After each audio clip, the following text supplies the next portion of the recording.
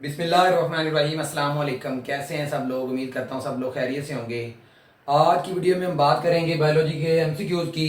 ये एक सीरीज़ हमने शुरू की थी एमडी कैट के एमसीक्यूज़ के हवाले से, और चैप्टर नंबर 2 के एमसीक्यूज़ हमने डिस्कस किए थे जो पास्ट एमडी कैट के पेपर में आ चुके हैं।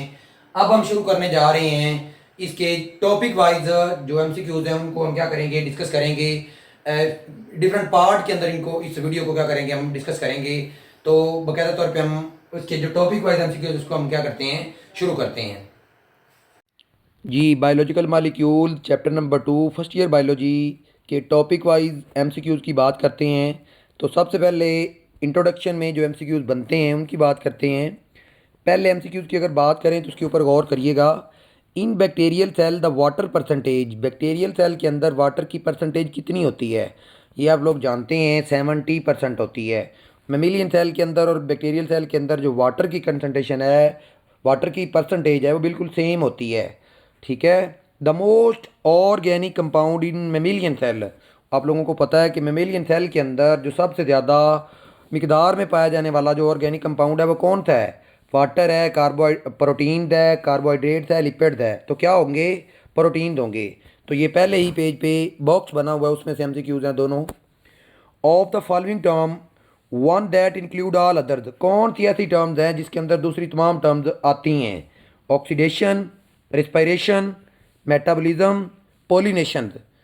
तो ये कौन सी टर्म्स है जिसके अंदर ये सारी टर्म्स आएंगी? तो इसके ऊपर गौर करेंगे तो गौर व फिक्र के बाद ये आपको आइडिया होगा कि मेटाबॉलिज्म्स ये वो टर्म्स है जिसके अंदर दूसरी तमाम टर्म्स आती हैं। क्योंकि मेटाबॉलिज्म की बात करें तो क्या है?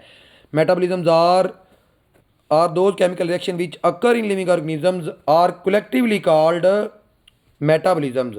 ये किसके लिए ज़रूरी होते हैं? ये वेलफेयर के लिए ज़रूरी होते हैं, किसी भी ऑर्गेनिज्म के लिए।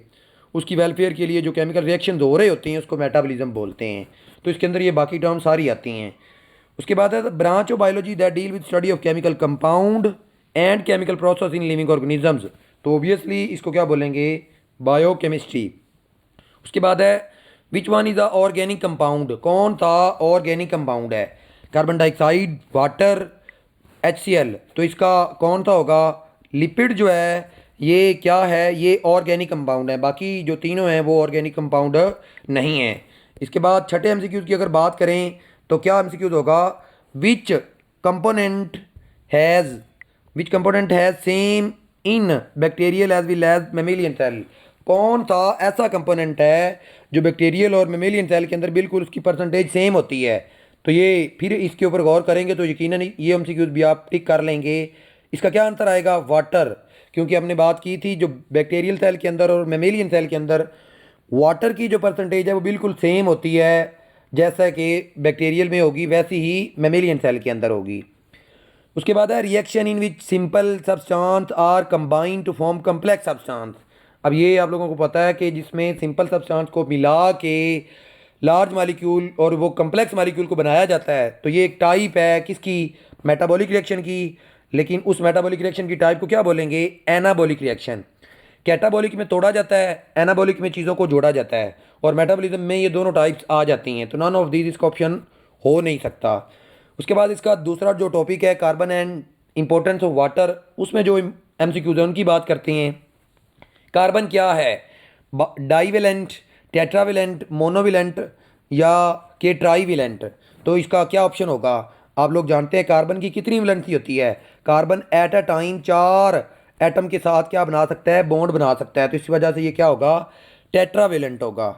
उसके बाद है the potential source of chemical energy for cellular activities. ये लास्ट में हमने पास पेपर एमसीक्यूज की बात की थी, उसमें ये एमसीक्यू था। तो इसका क्या आंसर होगा? ये हमने उस वक्त बताया था कि जो CH बॉन्ड है, ये जो सेलुलर एक्टिविटीज़ हैं, सेल के अंदर एक्टिविटीज़ हो रही होती हैं, ये सोर्स होता है उनके लिए potential source of chemical energy का। उसके बाद है MCQ number 10, the basic element of all compound. जितने भी कंपाउंड है उनका जो बेसिक एलिमेंट है, जो बुनियादी एलिमेंट है, वो कौन सा एलिमेंट है? Oxygen, hydrogen, nitrogen, carbon. तो आप लोग जानते हैं जब कार्बन की इंपॉर्टेंस को डिस्कस करते हैं तो उसमें ये बात वाज़ह लिखी हुई है कि जो कार्बन है वो क्या है? Basic element of all organic compound. जितने भी ऑर्गेनिक कंपाउंड हैं उनका जो बेसिक एलिमेंट है वो कौन है? कार्बन है। इसके बाद human tissue have 85% water in cell. कौन से इंसान के ऐसे टिश्यू हैं जिनके अंदर 85% जो वाटर इंक्लूड होता है? Brain, bone, blood, liver. तो ये बात भी बुक में बकायदा तौर पे वाज़ेह तौर पे लिखी हुई है। जो ब्रेन सेल हैं या जो ब्रेन के जो टिश्यू हैं उनके अंदर कितने परसेंट वाटर होता है? ये 25% होता है। और बाकी जो बोन्स है, ब्लड हैं, लीवर हैं, उनके अंदर जो वाटर की परसेंटेज है वो क्या होती है? डिफरेंट होती है। उसके बाद name the tissue that contain about 20% of water. जी, कौन सा ऐसा टिश्यू है जिसके अंदर 20% ऑफ वाटर होता है? Nerve cell, brain cell, bone cell, none of these. तो ये भी आप लोग जानते हैं किसके अंदर होगा? बोन सेल के अंदर। उसके बाद है the specific heat of vaporization of water is kilo calories per KG. Water की जो हीट ऑफ वेपराइजेशन है किलो कैलोरीज पर केजी में वो कितनी है? वो है 574।